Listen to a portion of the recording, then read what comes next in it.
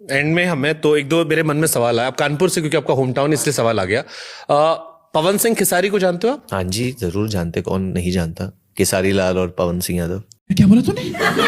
हाँ जी जरूर जानते, कौन नहीं जानता। केसारी लाल और पवन सिंह यादव। अभी मजा आएगा ना भिड़ो।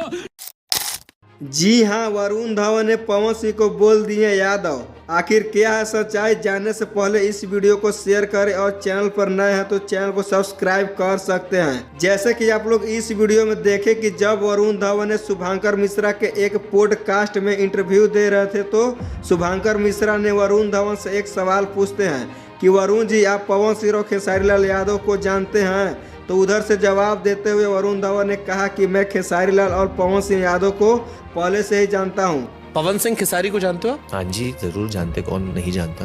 केसारी लाल और पवन सिंह यादव। जब मिस्टेक से वरुण धवन से पवन सिंह की जगह पर पवन सिंह यादव बोला गया तो लोग उड़ाने लगे भोजपुरी में हवा कि वरुण धवन ने पवन सिंह को यादव बोला। अरे भाई, बोला जाता है मिस्टेक से, क्या यादव बोलने से पवन सिंह यादव तो नहीं न हो गए? इसी बात पर भोजपुरी में तहलका मचा हुआ है। तो आप लोग का क्या प्रतिक्रिया होगी कमेंट बॉक्स में जरूर बताएं।